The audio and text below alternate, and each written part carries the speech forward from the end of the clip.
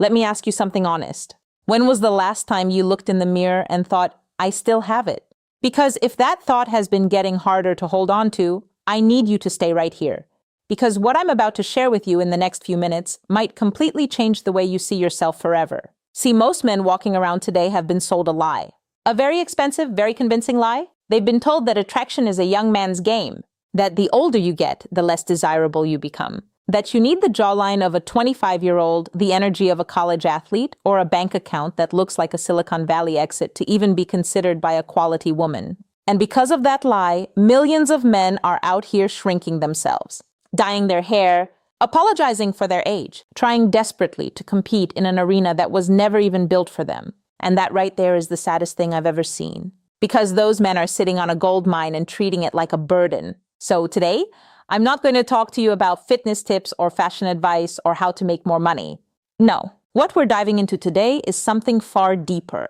We're talking about the psychological architecture of attraction, the invisible forces that pull a high-quality woman toward a man, not because of what he looks like or what he drives, but because of who he fundamentally is. And I promise you, by the time we reach the end of this, you're going to look at your age completely differently. You're going to understand that your years aren't your expiration date. They are your greatest unfair advantage. So let's get into it. The first thing I want you to understand is something I call the emotional anchor. And this one is bigger than most men realize. Think about the world we're living in right now. Everything is loud. Everything is fast. Social media, notifications, situationships, people ghosting each other after 6 months of talking, men who say one thing and do another, relationships that have no definition, no direction, no depth. That is the world most women are navigating every single day. And in the middle of all that noise, all that chaos, all that emotional unpredictability, imagine what it feels like when she meets a man who is just still. Not boring, still.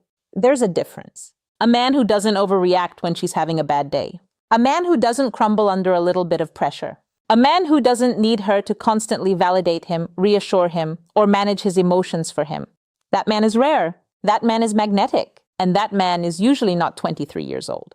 That kind of stillness, that emotional groundedness, it doesn't come from reading a book or watching a video. It comes from living. It comes from having been through the storms and consciously choosing not to become one yourself. Psychologists call it emotional containment. And what it means is simple. When the world around her gets loud, when she's stressed, when life gets heavy, your calm becomes her sanctuary. She doesn't have to worry about how you're going to react. She doesn't have to walk on eggshells. She doesn't have to manage you while also managing herself. She can just breathe. And I want you to think about how rare that is, how deeply that cuts through all the noise. You want to know what the most underrated aphrodisiac in the modern world is? It's not a six-pack. It's not a sports car. It's stability. Genuine, unshakable, been through some things, emotional stability. And that is something only time can build.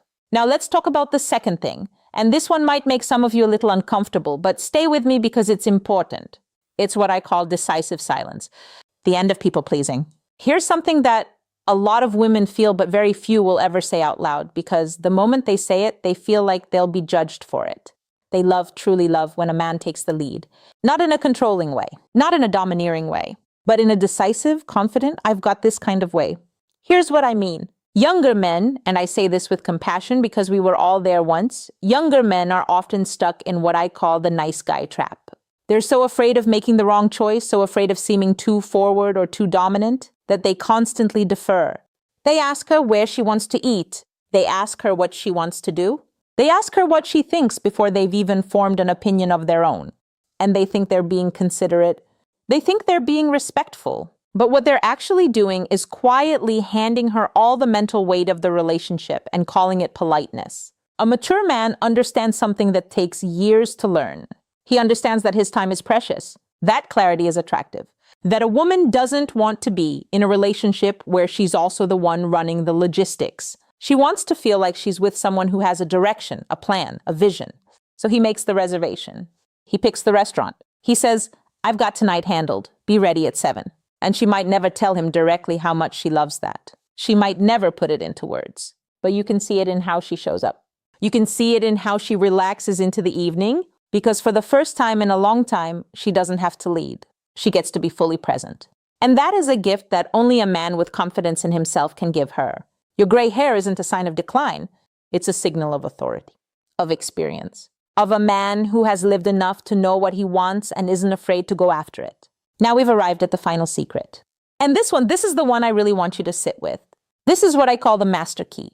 And when you truly understand this, everything shifts. The master key is this: you don't need her. Now, before you misread that, stay with me. I'm not telling you to be cold. I'm not telling you to be distant or dismissive or emotionally unavailable. What I'm saying is something far more nuanced and far more powerful than that. A man who has lived, who has built something, who has developed a mission, a philosophy, a sense of self that exists completely independently of any woman's approval. That man carries a frequency that is almost impossible to fake and almost impossible to resist. Think about it this way. When a younger man approaches a woman he finds attractive, what's usually happening underneath the surface? He's leaning in, he's performing, he's trying to prove something. His energy is screaming, "Please choose me, please validate me, please let me be enough." And women feel that. They feel it immediately. It doesn't matter how well he hides it. That desperate energy leaks out through everything he does and everything he says. But a mature man, he leans back, he observes. He's genuinely curious about her, yes, but his sense of worth isn't hanging in the balance of whether she laughs at his joke or texts him back within 10 minutes. He has a life. He has depth. He has a world that was fully built before she arrived in it. And that right there creates something incredibly powerful. It creates a challenge. Not a game, not a manipulation tactic, but a genuine, authentic challenge. She starts to wonder. She starts to think, who is this man, and how do I become someone worthy of his world? You stop being someone chasing her and start being someone she is drawn to chase. There's a metaphor I love for this. Stop chasing butterflies. Build a garden so beautiful that they don't want to leave. And that garden is your character, your depth, your emotional groundedness, your decisiveness, your life's purpose, your sense of humor that comes from wisdom, not from trying to impress, your ability to hold space without crumbling. All of that together creates something that no young man, no matter how handsome or wealthy, can manufacture overnight. So here's what I want to leave you with, and I mean this from a place of genuine respect for every man listening right now. If you've been feeling like your best years are behind you, you have been lied to.